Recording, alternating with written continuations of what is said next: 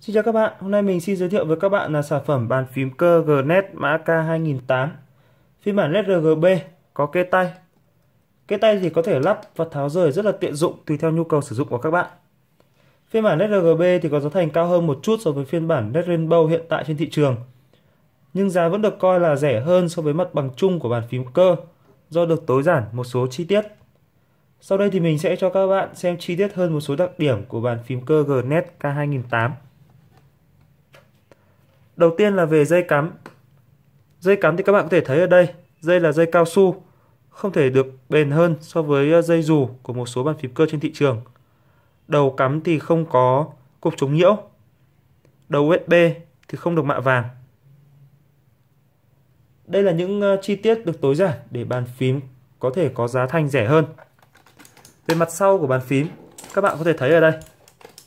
Đây là mặt sau của bàn phím. Hai nẫy kê cao bàn phím. Ngoài ra bốn góc còn được trang bị những tấm cao su chống trơn trượt cũng khá là to, đảm bảo việc chống trượt được tốt nhất. Kê tay thì được gắn với bàn phím bởi những con ốc. Ở đây các bạn có thể thấy, khi tháo những con ốc này ra, các bạn có thể dễ dàng bỏ kê tay ra ngoài. Nếu như các bạn quá chật thì các bạn có thể bỏ kê tay ra để cho bàn được rộng rãi thoải mái hơn. Gnet K2008 thì sử dụng Blue Swift đặc trưng. Các bạn có thể nghe tiếng click rất là lớn. Một đặc điểm của bàn phím Gnet K2008 được game thủ trên thị trường rất là ưa thích, đó là tấm phủ. Tấm phủ cao su phủ lên toàn bộ bề mặt của bàn phím, phủ lên cả Swift luôn. Tấm phủ này thì là phủ tràn các cạnh. Việc phủ như thế này thì có thể 100% an tâm việc đánh đổ nước lên bàn phím sẽ không bị tràn vào Swift cũng như tràn vào mạch của bàn phím. Chống bụi cũng rất là hiệu quả. Mình sẽ bóc keycap để các bạn được theo dõi tấm phủ này. Đây các bạn có thể thấy. Tấm phủ phủ lên cả Swift luôn. Chỉ để lộ chữ thập để cho các bạn có thể cắm keycap vào thôi. Mặt sau của bàn phím này thì là mặt nhựa. Bàn phím Gnet K2008 thì được sản xuất hoàn toàn bằng nhựa, nên kể cả cây các bạn có bị hở điện thì cũng an tâm là không bị giật từ bàn phím. Blue Swift của Gnet K2008 thì được sản xuất bởi hãng Besan, cũng khá là nổi tiếng trên thị trường, độ bền khá là cao.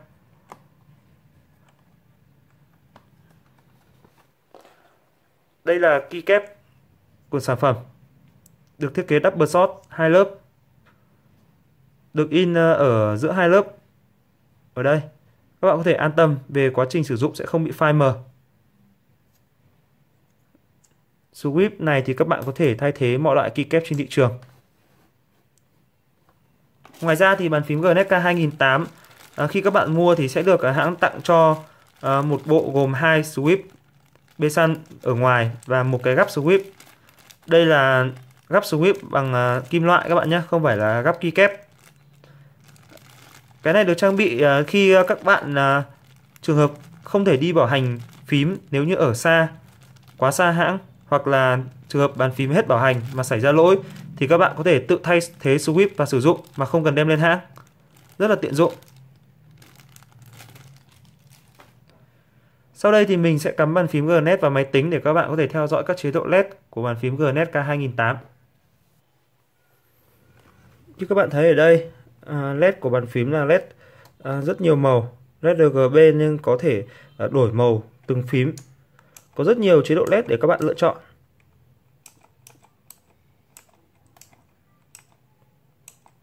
Ở đây các nút In, Home, Den, End, Pad Up và Pad Down các bạn có thể kết hợp với phím Fn để đổi chế độ LED.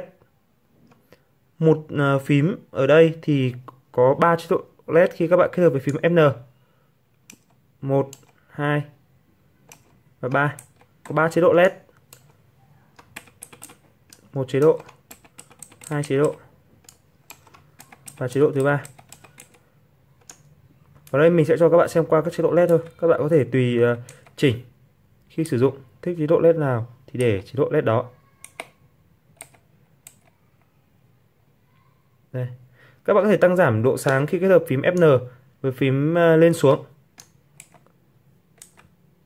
Đây là độ sáng nhất khi kết hợp phím Fn và phím xuống. Gần như các bạn sẽ tắt LED, không sử dụng LED nữa. Tăng độ sáng lên. Ngoài ra thì các bạn có thể có một chế độ tùy chỉnh đèn LED khi kết hợp phím Fn với phím ngã ở đây. Đây là chế độ LED khi được thiết lập sẵn rồi. Khi các bạn nhấn thêm một lần nữa, các bạn để ý 4 đèn ở phía bên góc bên phải này sẽ nháy.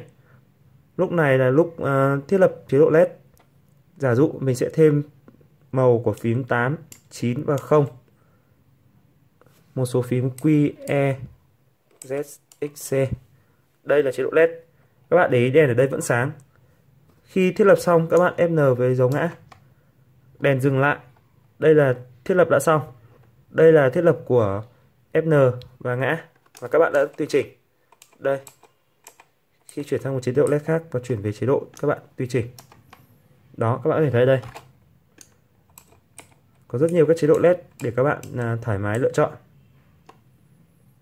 Giá bán lẻ của bàn phím Gnet K2008 các bạn có thể tham khảo tại website m8computer.com.